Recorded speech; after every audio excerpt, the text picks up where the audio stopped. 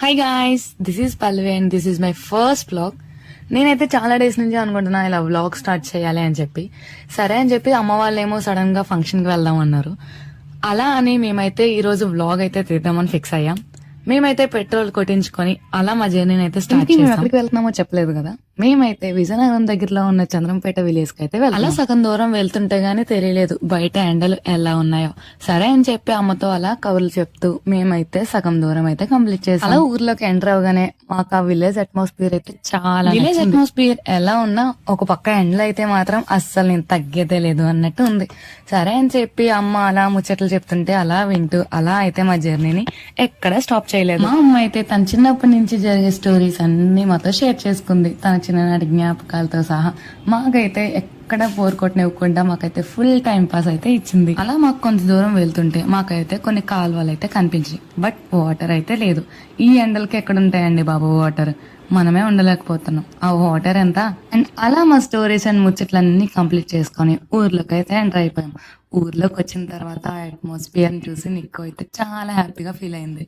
And మేము అలా కొంచెం దూరం వెళ్తుంటే ఇంకా ఇల్లు, మాకు ఆ విలేజ్ అట్మాస్ఫియర్ అయితే మాత్రం చాలా పీస్ఫుల్ గా అనిపించింది. మాకైతే అక్కడే ఉండిపోవాలనిపించింది. కానీ మా అమ్మ అయితే మీరైతే అస్సలు ఉండలేరు అని చెప్పి మా అమ్మ అయితే ఒక పక్క సరే అని చెప్పి ఊరు దగ్గర వరకు వచ్చేసాం. ఊర్లోకి వచ్చిన తర్వాత తెలిసింది మేమైతే చాలా ట్యాన్ అయితే అయిపోయామని. ఈ ట్యాన్ ఫేసెస్ తో మేము ఊర్లోకి వెళ్తే మేము ఫంక్షన్ కి వచ్చామో ఎక్కడి నుంచైనా వచ్చేసామో అనుకుంటారని చెప్పి ఒక దగ్గర అయితే ఆగి చిన్న టచ్ అప్ అయితే ఇచ్చాము. మళ్ళీ మా జర్నీని అయితే అలా స్టార్ట్ చేసాం. ఫైనలీ ఫంక్షన్ దగ్గరికి అయితే వచ్చేసాం.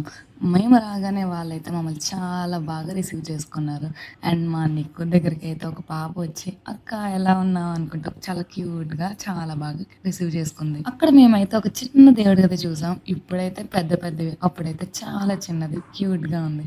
అండ్ మా అమ్మ అయితే బియ్యం కొలుచుకుందంటే ఏదో మాకు చూపిస్తుంది, అది మాకు ఏంటో కూడా తెలియదు. నిక్కు అయితే దాంతో ఆడుకుంటుంది. మేము వెళ్ళేసరికి అయితే లంచ్ టైం అయితే అయింది. సరే అని చెప్పి అలా మేము భోజనాల దగ్గరికి వెళ్ళి భోజనాలు అయితే స్టార్ట్ చేసాం. ఫుడ్ అయితే చాలా బాగుంది, మాకైతే చాలా వెరైటీస్ పెట్టారు.